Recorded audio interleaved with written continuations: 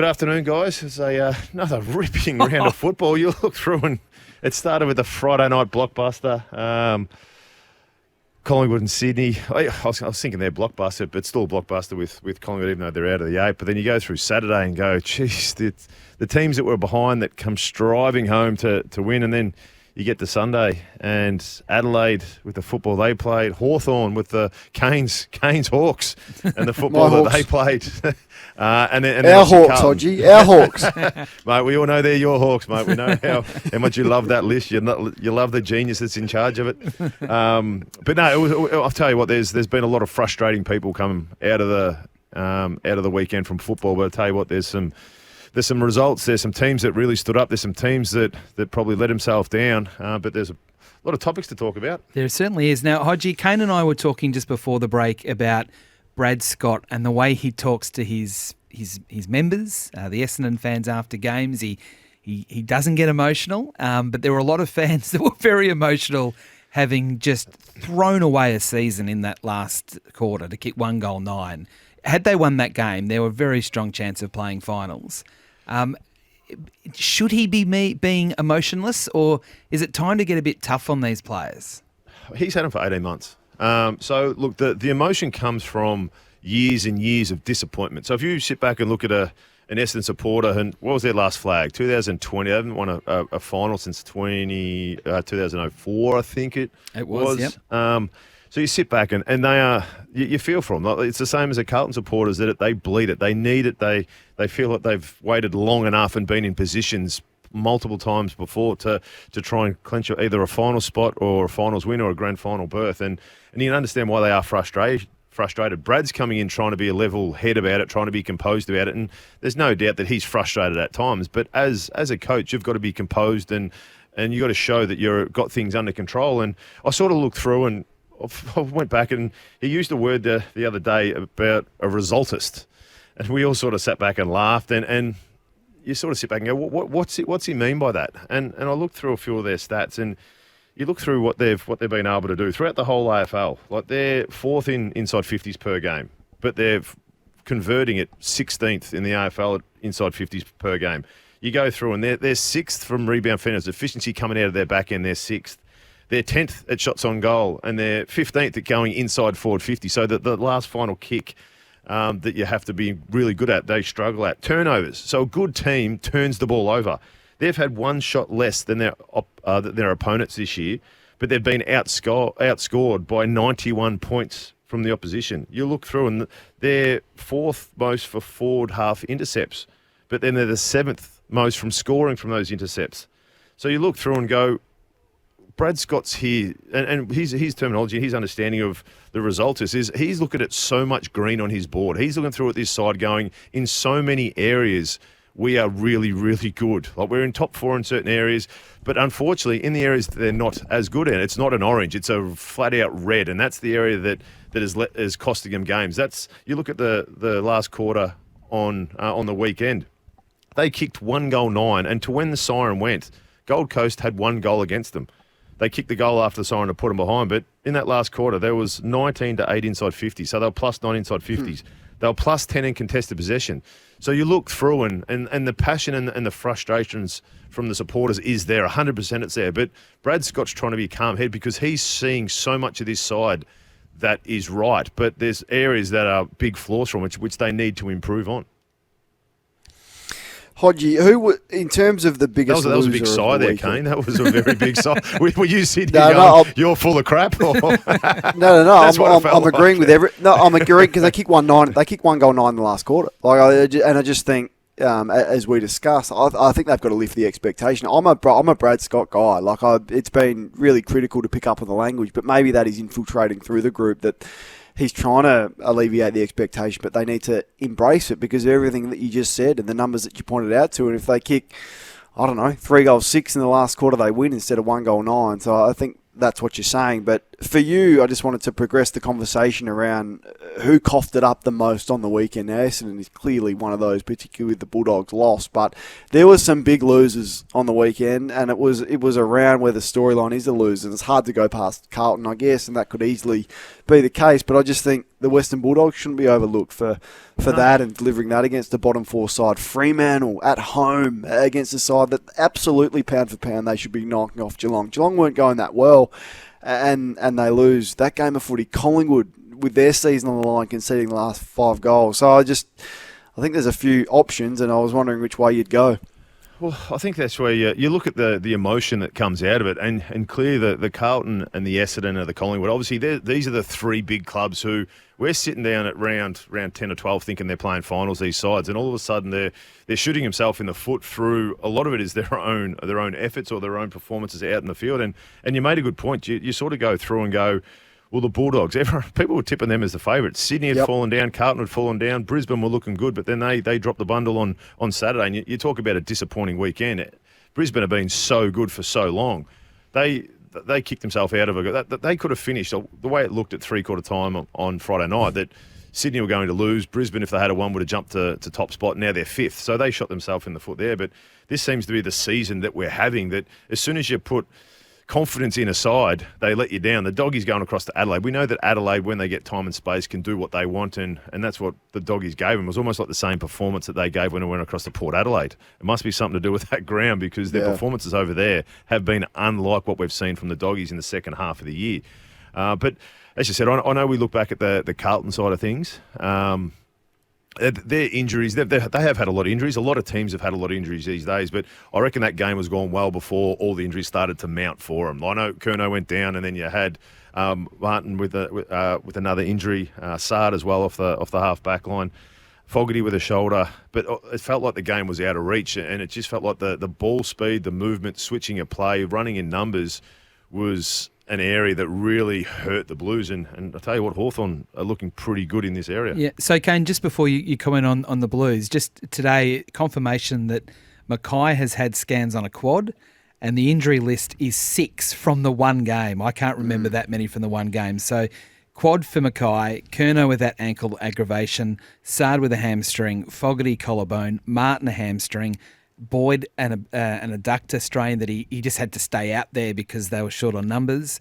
It's unlikely he'll play this week. And then when you add Chera and Cottrell, that's 8 of Carlton's best 22 that are unavailable for the last 2 games, potentially. If you look at some sides you can play against with injuries, and those sides are the ones that are a bit more composed, the ones that are happy to play slower in stoppages, long down the line kind of football, that the teams that you can't go and have 1 on the bench or 2 on the bench are a team like Hawthorn or a team like Collingwood, who want to really take the game on, run, create, because that's where you fatigue, and that's where if you don't have that rotation, you do get found out. So understand, Carlton supporters are sitting here a month ago going, oh, we've got our grand final tickets, we're ready to go, to all of a sudden how even the season is. And if you drop away in certain areas, or if a team can pick a hole in you, then all of a sudden they're sitting outside the 9 in a couple of weeks. So with those injuries, you're sitting here, they've got two games that they probably should win going into a final series. But what we've seen, nothing's a given these days. Hodge, I wanted to ask you about the mindset of the athletic performance of your side, and you may be the best to talk about it because you've been to 2 clubs in a competition this is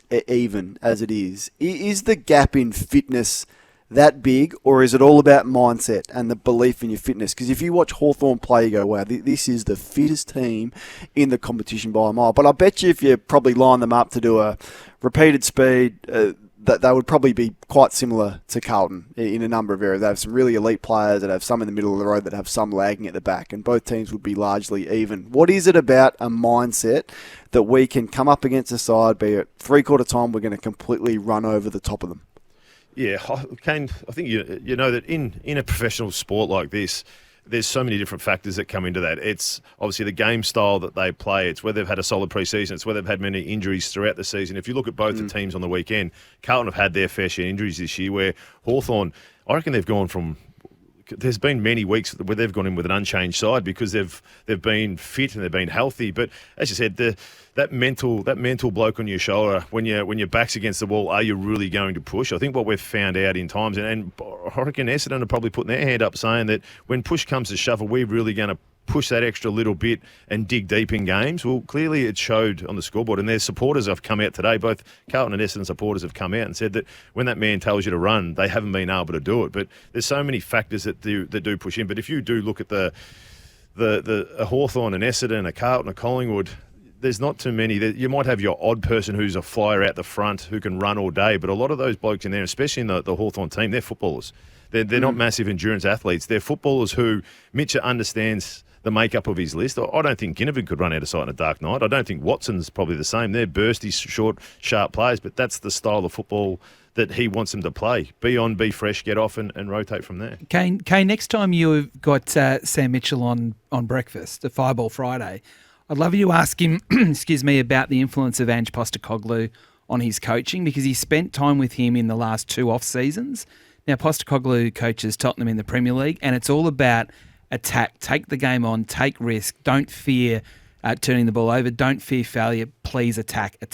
And I know it's a different sport, but I see a little bit of Hawthorn in the way that they go about it. They're brave. They're constantly brave. If they turn it over, but they continue to be brave. Whereas Fremantle on Saturday night against Geelong, Kane, they were behind and they were being safe. Yeah, and I just got a text from a big listener of the show, Blazing Ben, his name is. He just said goals bring energy. And I think to pick up on your point there, Whitey, is that like when you are scoring and when you are kicking goals, you get a little bit of a rest, but it is infectious. Yep. And you've seen that, and you've seen Hawthorn embrace that, the celebrations, they just love kicking goals. And there's something in that. Like if you're playing the Melbourne style in front of 17,000 at the MCG and you got these seagulls on the ground, you're kicking it wide, you're kicking it long down, it is boring. And it does look like you are running in quicksand. Same with the Blues and their inability to score and defend. There's a bit in that. They kicked 1 goal in the second half against Port Adelaide not that long ago, and they've struggled to score, and with that becomes a lack of energy, and you can look like you're going through the motions, whereas Hawthorn, okay, we're scoring. Everyone loves scoring, and all their half-forwards get involved. They come up the ground, they're a license to play, they play with freedom, and they're enjoying it. So I think there's certainly something in what you're saying. Now, how far, Hodgie? Like, I mean, we there's a long way to go, and they've still got to qualify, but it's hard to argue that they're not the best team in it for certainly the last 14 weeks if you go through the consistency of performance. Kane, I prefer you not to say that, considering whenever we've backed on someone and we've supported someone, they've fallen through. And he doesn't have to wait till next time Mitch is on the show. He'll just ask Mitch tonight when he calls him before he goes to bed for their nightly chat. But I think if you look through stuff like that, where can Hawthorn go? Well, if you look through some of the main areas, I've lost my page here that I had because I actually ripped it up because I wasn't going to talk that much on Hawthorn. I thought Kane might do. Well, I think it's a big story. Like I just think it's and so if I don't know what you're going to break down in terms of your numbers, I'll give you a minute to try and find it. But I'm assuming in the last 13, 14 weeks, they're going to rank in the top 4 in a lot of the key categories that we judge premiership success on. Yeah, I found it now. You go through, and I think I spoke about 4 weeks ago, it was after one of their performances where we spoke about, we're talking about their attack. But the thing that stood out for me was their way they were able to defend as a team as well. And that comes with working as a system and rolling around playing defensive footy. And these are the stats I was sort of going to look at. From round 11, and this is, as you said, they're playing football that people have already touted them with the Bulldogs up until last week, that they're probably the best out of the AFL. But they're second for points for out of the whole AFL since round 11. They're first for points against. So you sit back and go, we're talking about the flair, the run, the creativity. They're first in the AFL for points against since round 11. So it's not just one way for them. It's not just all running. You've got to run just as hard back, which it's funny Mitch is coaching that because he hated doing that as a player. but then you, don't tell him that, Kane, please. No, I know that. I did play on him a couple of times and it wasn't that hard to get a kick on. He didn't love manning up when the ball turned over. But you look at that, and then what people do notice of Hawthorn and the way that their aggressive nature with the ball. There's 4 ways that you can score pretty much. So there's scoring from turnover. They're second in that since round 11. There's scoring from clearance. They're first in that since round 11. They're scoring from centre bounces. They're second in that. And then they're scoring from kick-ins, and they're first. So you look at the 4 ways that you can score in an AFL game of football. They're first or second in all those categories. Top that up with the fact that they're the hardest team to score against since round 11. So you sort of sit back and go, the reasons why they've built to what they have been is because they've got a great mix of offense, they've got a great mix of defense, and as you made a good point before, when they're second for points for Kane, they're kicking goals, they're bringing energy. So if someone does make a mistake, they don't care about it because that's Sam's mindset. If you make a mistake trying to do the right thing, I don't care. So if you make a mistake trying to go against the game style, I'm going to rip you to pieces. And as we saw about round 6 or 7, he did that to Scrimshaw. Scrimshaw's been a better player since that day because he knows he's got confidence in the coach if you're trying to do the right thing. So, Kane, is Hawthorn's point of difference that they do it differently to other teams? In a competition where everyone seems to copy each other, is Hawthorn that different that's one of the reasons why they're doing so well at the moment? No, I think I see a lot of. I actually see a fair bit of Collingwood from last year about the way that they're playing, and I think when teams have success, they have a whole off season, the rival teams to copy and mirror parts of it. But I think they're doing it differently. Maybe them and the Giants, as Nathan Buckley probably pointed out this morning on SEN Breakfast, with the role of their small forwards and not just having... I mean, probably back in the day, you had one elite small forward. Now you probably need 3. You might need 4. And we've probably seen the absence of Papley and how much that is hurting Sydney. Hayward does it, Papley does it, but what else is there after for the Swans? And if you don't have a player playing that role, then you're probably in a bit of trouble. Whereas the Giants have got 3 or 4, and Hawthorn have probably got 5 or 6, really, when you look at it. So I think that is personally their point of difference, and the freedom that they're allowed to play with. And all you have to do for an example of that is to go back and look at Jack Inman's numbers at Collingwood and line them up against his numbers at Hawthorn, and you'll see a pretty big increase in his disposal count. Yeah, no, absolutely. Okay, let's move on to Sydney. Hodge, you were there on Friday night, as I was, watching that dramatic game of football. What did you see from Sydney and their game style? Well, I thought Collingwood did a really good effort for shutting him down. I thought Collingwood went in there with a clear tactic because they saw what the Bulldogs did, they saw what Port Adelaide did, and it was all about denying him the corridor. So normally, if you look at Sydney, they're put on the half back line, give it to the kickers, and off they go through the middle. Collingwood made them go down the line 58% of the time last week. Their average is 29, so that they've doubled the times that they've had to go down the line. And you think about, it doesn't mean much. Like, they're going a little bit longer down the line rather than switching, but it's taking out the players that they want with their ball. And this is what we're going to go to Friday night footy this week. This is what Essendon need to do. If they've got a chance of beating Sydney, and we've spoken about Essendon tonight, if they're good in so many areas, they need to be good in this area of defending Sydney and taking away their game style. You look, if you make him go down the line, it's kicking it down to McLean or an Amadi or McDonald. Like, they're still serviceable big keys, but they haven't been probably as the best forwards in the league this year. But if you let them switch and go through the corridor, they're going to Heaney, they're going to Warner, they're going to Goulden. So those 3 blokes have dropped over the last 3 or 4 weeks because teams have stopped Sydney by going through the corridor. Look what happens in the last quarter. It's free-flowing, it's a bit of slingshot, it's back and forth. And Warner and Heaney and these guys get into the game. Warner, Heaney and Goulden all kick a goal because it went into a bit of a slingshot. So I thought Collingwood were really good in defending what they had to, apart from they got into a shootout late, and obviously Sydney's big name stood up and won the game for them. All right, have you got a campaign for the All-Australian team like everyone else, Hodgie? I don't have a campaign. I'm sort of sitting here and like, go on.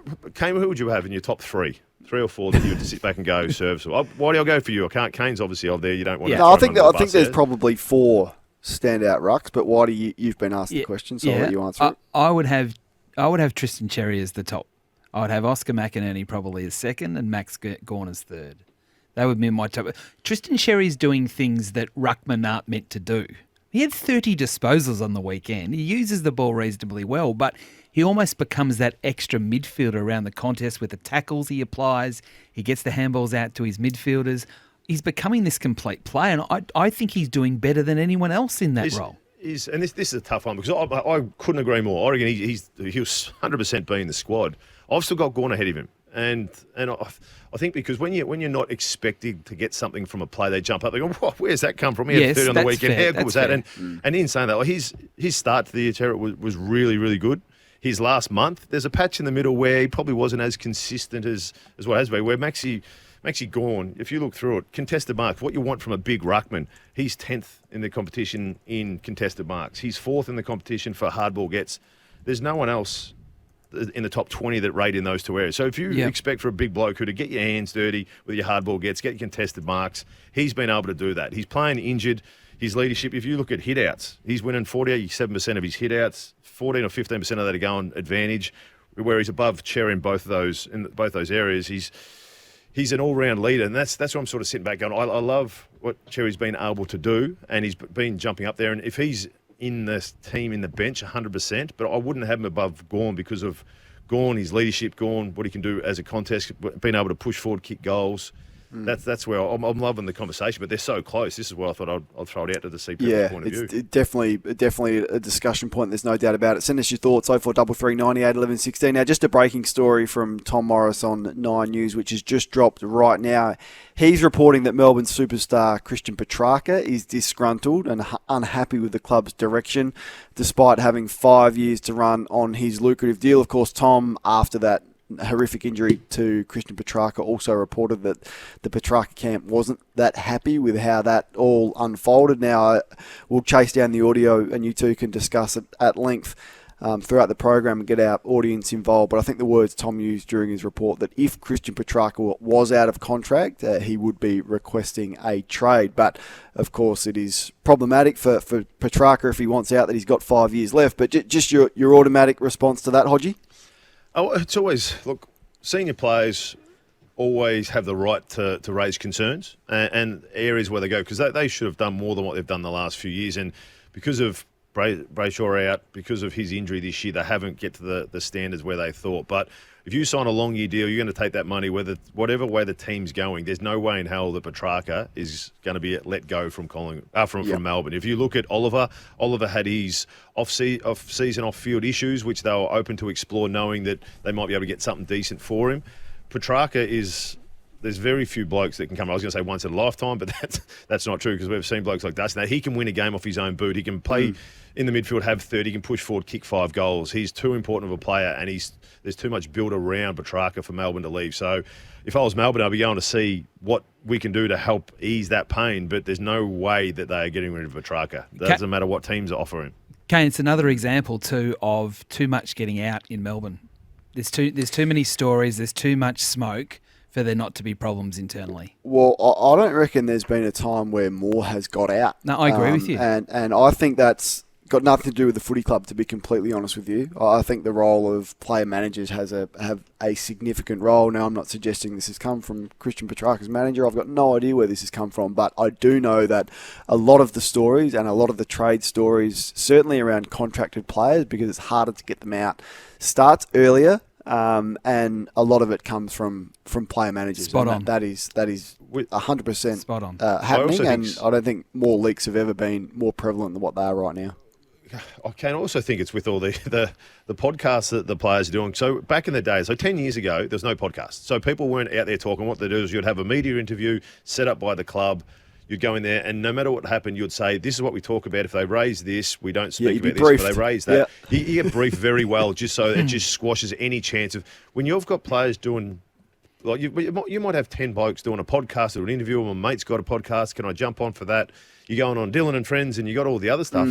There's so much going on that there's not enough for the media person to get around to, and players feel like, I've got to give something this week. I've got to give something. I want to touch a little bit further. And all of a sudden, that little bit further crosses to that next level. And then in the break, what do? They talk to their colleague and they talk about this, and you should have seen today, Petracca did this, or Maxi Gawn did that, and that's how things get out. So it's just by brief conversations, but it's loose lips everywhere because there's so much going on outside of the football world. What do Collingwood need for next year? As we said earlier, we were both up there for the game on Friday night, and for a large part of it, Collingwood looked pretty good.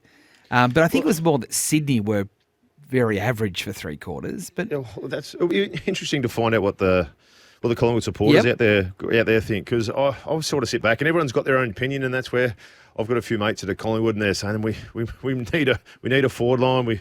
Even though they've been injured, they're satisfied with their ruckman. Cameron's been exceptional this year. How good was he on Friday night? It'll be interesting out there to see if Collingwood people want to call up and let us know, because I've got some point of views. Whether a big body midfielder, you sort of look through, and contested possession's big, and you know how Collingwood want to play that free-flowing style of football. Their leading contested possession players this year is Darcy Cameron, because, as we've said, how good he's been. The other one's Nick Dacos.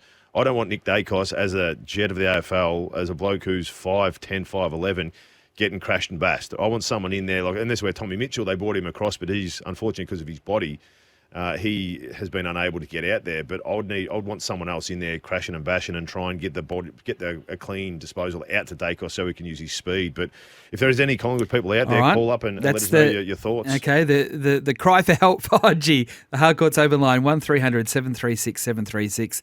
The Temper Text machine 0433 98 11 16 for Collingwood supporters. If you're on the Temper Text already saying a key forward is something they need. See, this is where I sort of sit back and go, I think how the way they play. So you look at Hawthorn, who've got a smaller, agile, a smaller forward line that competes. I feel Collingwood play very similar to that when they're full, like when they got a full team. Like they've had so many injuries this year, but you've got Jamie Allard up there, and as far as your Smalls, Schultz obviously hasn't lived up to it, but his workhorse needs, I guess, a big body up there to compete. But if you look through their tools, Cox has been injured. Myercheck, who's that battle bloke who's obviously done his pec and he's out. And McStay, I think you would agree that McStay's starting to come into a little bit of form after being out for a whole year. So if you get Cox, McStay, and Myercheck all in there, I reckon that's a nice mix for those Smalls to be in and around. You put De Goey at the feet of those guys. So I can understand that they've said if you look at their side this year, they're missing that big power, competitive key marker. But if you're bringing the blokes that have been injured, I actually think they've got enough there to service the guys that are around them, because otherwise they're going to have to pay a few million to go and bring in a big key forward to fill that. And I don't know, Hodgie, how they get a big name in the door either, because they've traded away their first pick this year in the draft to Freo for the Schultz deal. And I don't think there's necessarily a lot on that list that they could trade away to get something in that they need. No. They're kind of playing for the now. And, you know, the injuries, they have had injuries throughout the course of the year. There's no doubt about that, which has made it more challenging for them considering other teams potentially. But yeah, it's interesting. Like, there's a few coming through. There's a heap of temper text, so we appreciate them here. And another A-grade midfielder and an A-grade defender. Taylor Adams would have been handy this year with the loss of Mitchell, who has been one of the injuries. Yep. We need Christian. That's a hard thing about when you trade away blokes who, hey, you're not quite in our best 22, 23 for the granny. Yeah. This is where you need depth, and this is where it's hard when you bring in blokes, and you've got a list that Collingwood had last year where they had some quality blokes that weren't able to get games, but all of a sudden you don't have a long career. You want to go and play games while you can, and this is where they're feeling a bit short now. There's a couple of people that have actually called for Patrick Voss from Fremantle. A bit of a random one, but another key back, Billy Frampton, is too inconsistent to be that person. You sort of touch on that.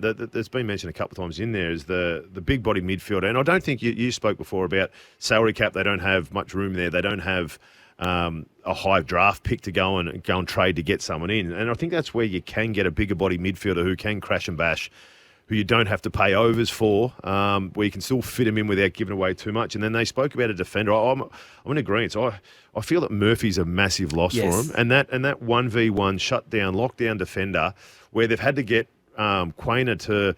I love Quainer last year, where he's running off half-back. He's using his speed. He's using his skill. He's doing what... I know we've mentioned him a lot, and people probably get sick of it, but what the Hawthorn have been able to do, I love Quainer in that role. I don't like him in that lockdown, shutdown, but because of the Murphy's been unable to play that lockdown position, it's really upset the mix of them. So they're probably two blokes that you can go and chase after without using high draft picks, without using a lot of cash, getting in a lockdown defender and also a bigger-bodied mid. Yeah, it's that domino effect, isn't it? And before we get to Jason from Camberwell, I think the big-bodied mid, I still think he's such an underrated component of the game.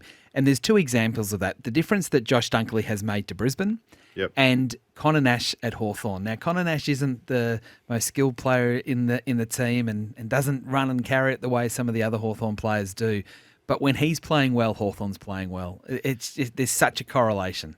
Yeah, I think the difference when you think of a big body midfield, it's someone who's just going to plonk in a stoppage. No, the bigger body, if they've got guns around, if you've got a Pennebury, if you've got a Nick Dacos, you've got a Josh Dacos out the other side, you just need that person to be able to be strong in the contest, win his own 50-50. But more importantly, because of how the game's gone today, he's got to be able to cover the ground. And that's what Nash can do. Dunkley can do the same. You can't have the old style bull in there who can just win a contested ball and not spread, because the game's all about now is winning that ball and spreading. So he might not be the best kick in your side, but they need someone in there to win that 50-50 ball, but also get on his bike to make, I guess, put questions on the opposition midfield if they're going to run with them. Now, we were both there on Friday, and I know I've said that a few times. Did you think watching it, and I'll give my opinion after yours is more important than mine, did you feel watching that game, because the crowd was amazing, how loud it was, did you in feel the last quarter it was. Yeah, that's right. Did you feel that Collingwood was on the rough end of the pineapple, or did you think it went pretty much the way you thought it should? The main ones that I was thinking of when Fly said that was the Cox deliberate, and then 2 seconds later the more deliberate, and then the 50 metre in the ground. So they're the three main ones that come to mind when I talk about it. I know there are a couple of deliberates early on, and we do have some howlers throughout the year, and you've got to accept that. But these are the three main ones that happened in the last quarter. It happened all really quickly. That's right. And I felt that there was a couple that were there and a couple of what. So the Moore one I thought was 100%. That was deliberate. And trust me, I've been in his position when you've fallen over, you're hitting the ball, that is going out. He wanted that every second, and he wanted that to go over. The Cox one I thought was very, very harsh. And what I didn't like about it was the main umpire who was adjudicating was right in front of where it was. And the person who was off, probably about 34 metres off to the side, overruled. No doubt. The umpire was going to call a throw in, and he's gone, and you could hear through the mics going, "Nah, pay deliberate, pay deliberate." Yep. He had no right to call that. Yep, I agree with you. This is a 6'10" bloke bending over, trying to tap it away from his opponent. They've got. I'd love to see what an umpire would do if he thinks that was a poor intent. decision. That was a poor decision. And then the 50, the 50 in the middle. At the time, I said straight away, I said that's 50 because where he's marked it to where he was on the mark. I think what the umpire was calling him back. It was a long way back. I think what made the umpire just let it go was the fact that McStay played on. That was the only thing, because my initial gut feel, I said on there, I said that's 50 metres because he's overcrossed it by 5 minutes, and I think the umpire gave a benefit of the doubt that they were going flat out, giving him a little bit of time to pull up, and then the fact that McStay played on as he was calling him back, because I reckon the umpire was right on the verge until then. So. You understand why Fly was a bit upset, but I was interested that the AFL didn't come out because they made a big history early on. Yep. They made a big song and dance about we're going to come out and question things early in the year. They've just shied away. Yes, so they have come out. We'll get that information to you as quickly as we can. So they have sort of commented on a little bit. And I think that's the thing is when you're at a game, sometimes there is that added context. When the noise was as loud as it was and things were happening so quickly, I think there are times where the AFL, the umpires do give the benefit of the doubt for the player to get back because he can't hear and no one can hear out in the middle of the ground. So that's where the benefit of the doubt tends to go to the player to get back rather than just blow the whistle. And we saw that in that frenetic finish in the Collingwood North Melbourne game as well. And then we see McStay, as you said, he played on as well because kind of like he panicked. So it was just panic out there from everybody, it seemed, at that time. Yeah, and I think if you think of McStay's going, there's not long left, we're down, we need to go fast. So that you can understand his mindset. But there's no doubt those 50s have been paid early in the year. But as I said, it was under if it had went the other way, if it had been paid 50, McStay kicks the goal, would we have been saying, oh, hang on, give him a bit of time. He crossed the line by 5 metres because they were going flat out, and you didn't give him time to come back. So I guess it works both ways, but... Interesting what the AFL says. I'm actually quite sympathetic for Craig McRae because in a way it was a bit of a circus that last 5 to 10 minutes when everything was happening at a million miles an hour. And I think with that as well, out of all those decisions, only one I was critical on was where the main umpire, the adjudicating umpire, was overruled by a person who got it wrong, in my opinion. Yes. And that's it. Everyone's got an opinion, and in my opinion, he got it wrong. But it wasn't as if the adjudicating umpire said, I'm unsure, boys, can you give me a hand? And they were all mic'd up. If he said that and the other umpire, pay deliberate, I reckon it was deliberate, no problems because he's asking. But what I didn't like was the fact that the adjudicating umpire said was going to pay a throw-in. And that's a part that I didn't like out of it. Everything else happens, and it's a tough game to umpire. There's players make mistakes, we make mistakes, umpires make mistakes. It's a part of the game, human error. But it's when people overrule when they shouldn't and they don't get it correct. That's the only part I was a bit unhappy with. Kane wasn't happy with Craig McRae's comments post the game, and he has been officially cautioned by the AFL. No fine or no please explain letter. I mean, my personal view is I quite like the coaches having strong opinions after games. Now, maybe the emotive word of circus was a step too far. I reckon that might have been the warning and Craig stage. Craig talked about that tonight on SEN. We'll play a little bit more of that in context a little bit later on. But I do think we've got to be a bit careful about just totally neutralising coaches in what they say after games. Well, there's nothing worse than if you sit back and listen to a press conference or a coach's press conference post-game and it's boring, it's dull, and they're just sticking to the line because you don't get anything out of it. Exactly. There's no point listening to it, no point getting them to do it. And we complain to the coaches, if they do an interview and they give us nothing, well, that was boring. Yep. But then when you get him to a press conference straight after a game where pretty much their season is done, and he realised that at three-quarter time they were home. They realised that they should have won that game. The disappointment of how Sydney came striving home, and then all of a sudden, he made the error on, and that's probably why they didn't fine him, saying it at a circus. But I feel him still raising the topic, or he's probably answering something, but he still raised that it is like we sit back. It is a bit of a circus because there's a lot of not deliberate. What is it? Insufficient intent. Insufficient It's hard to say that intent. quickly. Insufficient intent. People are scratching their head because a lot of the umpires are calling it for a long way away when they're unsure themselves. So I don't mind the fact that he raised it. Maybe reword it. How he said it, but you still want the coaches with a little bit of passion in there. And otherwise, it's just going to be dull, and no one's going to watch it. There's no point doing it. All right, I've got 3 quick questions before you go, and we're going to take some more calls and temper texts after the break. Can Hawthorn win it? Actually, I didn't think they would make the finals this year. I thought it was a good developing year from them. What I've seen today, anyone can win it. Anyone who plays finals. If you're talking about 2016, we have the bye, everyone gets fresh, we start fresh and off we go again. Any one of those 8 teams that finish in the top 8 will have a chance and tell you what, it would be an even mark to get it. Okay. So because everyone who you look through, I'm just putting up the ladder as we speak. Apologies for the I went to the fixture, not the ladder. You go through, and every one of these teams has been shaky. Sydney, around 15, we thought they were done. They were hammering. It was their premiership to lose. Port Adelaide were booing their coach 6 weeks ago. They're sitting second. GWS went through a flat spot and probably should have lost to the Lions, but they're sitting third. Geelong won from 7 games early in the year. The Lions were 4.5 wins from 11 games. Freo, you still have questions over. The Doggies in the first half, and then they got belted by Adelaide, who were sitting 15th or 16th, and then the Hawks have come from nowhere. Carlton will probably jump back in, and they've won 4 from 5 games. They've lost 4 from 5 games. So you sort of look through, and this is the year that anyone in that top 8 can win the flag. You just got to get there because there's been so many teams that have shooting themselves in the foot and fallen out of that 8. All right, it is hard to be categorical on anything. I 100% agree. Oh, I was about to say, was that supposed to be a short answer from me? Well, it was meant to be, but that's okay. Tim English, should the Bulldogs really fight for him to stay, or do they kind of say, oh, you can go if you want to? At the start of the year, I would have said yes. Watching Sam Darcy come through, develop, and what English has been able to do. Like last year, he was exceptional. He was rated in the top 20 in the AFL. That was the only really year he's done that, and he's dropped away, and he's been inconsistent this year. But what I see of a big ruckman who's had success is the bigger bodied one. The Briggs from just Maxi Gorn, what he's been able to do. English is still that lighter frame who can push forward, who can take an intercept mark, but he's not that bullying around the contest. And I think that's what teams are coming to, and all successful premiership teams have had that bigger ruckman consistently over the years. All right. If you could choose for Tasmania out of one player, Jason Horne-Francis or Nick Dacos, who would you take? For a young team coming through, for leadership, for culture, for standards, I would have to go for Nick Dacos.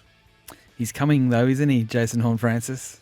He wins games. There's no doubt about his ability, competitive spirit. He's just that maturity off field and doing all the little things that you need. That's where it's still going to come from. Hodge, very, very good to watch. See you next week.